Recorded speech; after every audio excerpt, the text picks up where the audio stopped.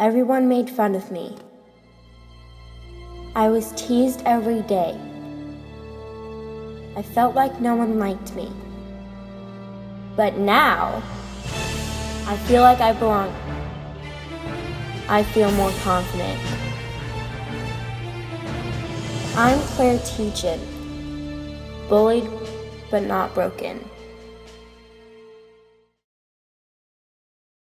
Hi, this is Claire with Bullied but Not Broken. I'm going to tell you about an exciting interview with Dany Garcia. Hi, I'm Dany Garcia.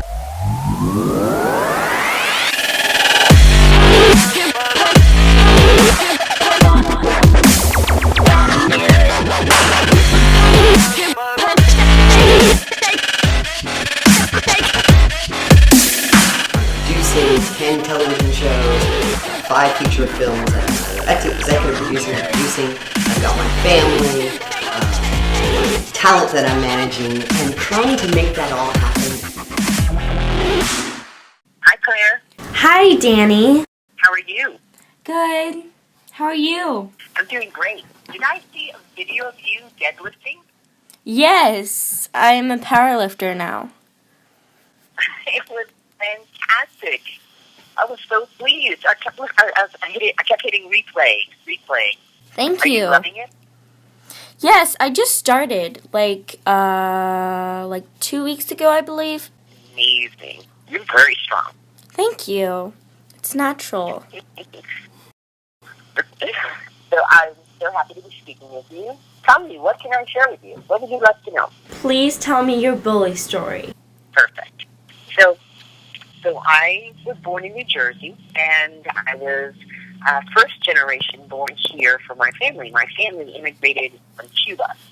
And so I went to school in New Jersey, and I was pretty much the only Latin Cuban girl in New Jersey. And my mom is very unique and special, and she gave me a special name, Dany, which is just D-A-N-Y. And so when I moved into new school, and, you know, this probably was 10, which is kind of a challenging time, I think, for a lot of kids and girls.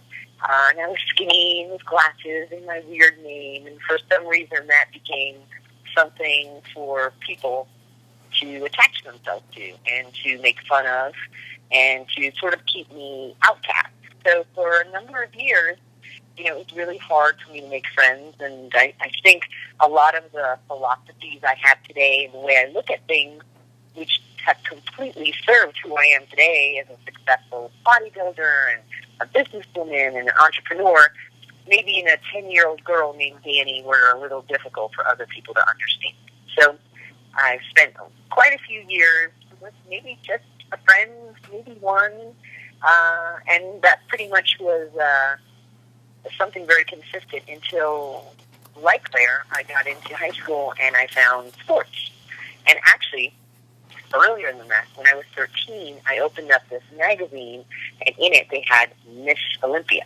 And it was the first time I had ever seen an amazing, strong woman with beautiful muscles, and she was it just hit me right in my chest. I was like, wow.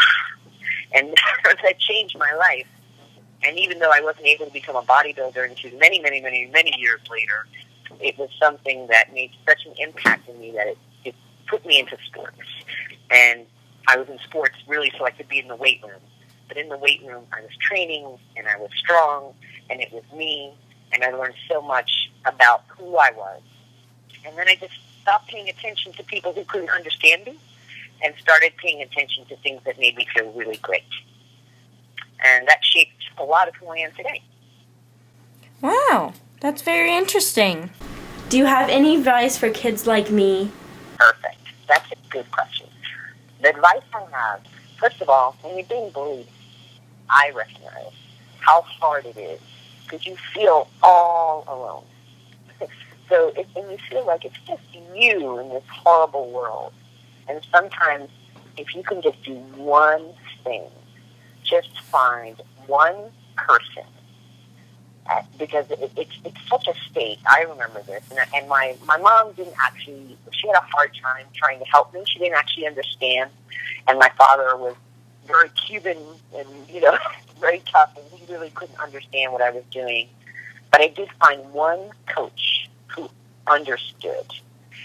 And if I could tell that one piece of advice, if you find one person who understands, and if you don't find a person, wait a little longer and see if you can find another person who will understand.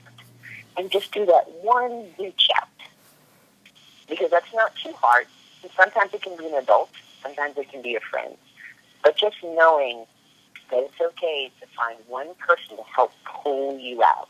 Sometimes kids feel like they have to handle everything all by themselves. And, media makes it like, oh, you're supposed to stand up or you're supposed to do this. But I really, really, really know that getting a partner in crime made everything so different and changed everything for me. Wow, that's really good advice. I want to congratulate you on the amazing San Andreas movie. I loved that movie. I just watched it yesterday, and I saw it was on TV, and I was like, oh, I haven't seen this in a while. I'm going to watch this. And I have one question about it. Like, how did you get the idea of that movie?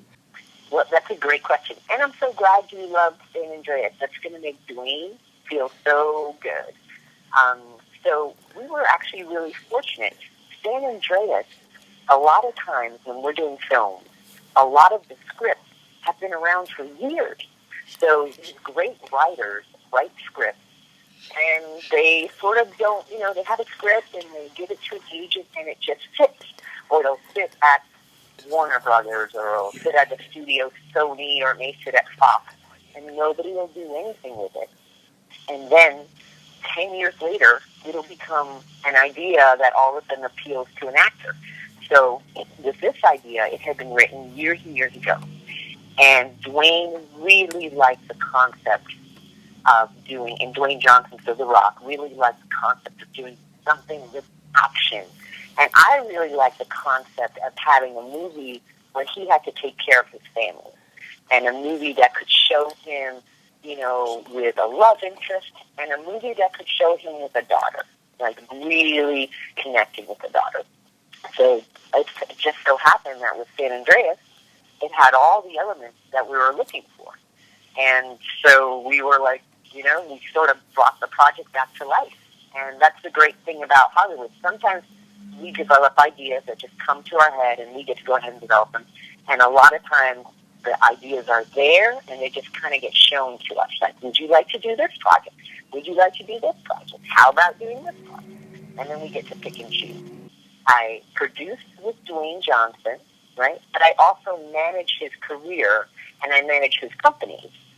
So depending upon the movie, sometimes it's something I'm very involved with, like Followers, which is an HBO. Well, you did an amazing job on that movie. I love that movie. It's one of my favorite movies. I'm so glad. And I also want to tell you that I love Dwayne. I've grew up watching him when I was little. That's wonderful. Do you know, we were talking about you today. I had a call before you, and then we were going through the rest of my day, because Dwayne's always interested in the things that I'm doing as well. So we were talking about you, and I told him I was going to send you the video of you powerlifting. So Wow. I am trying to, I have my friend, Brody, who's also a weightlifter. He's a national champion, and I'm trying for state. Oh, fantastic. Excellent. Do you do powerlifting? Do I powerlift? Yes. I watch all my lifting. Also, I don't powerlift. I do bodybuild, though. So the weightlifting that I do is specifically targeted to how my body looks. If I have to shape my shoulders, or I need to make my back bigger, or I need to make my glutes rounder, which are all things I'm doing right now, I do exercises specifically to make those muscles grow. What do you eat that, makes you, I feel jealous here. I'm like, oh, you look so great. And I'm like, what do you eat?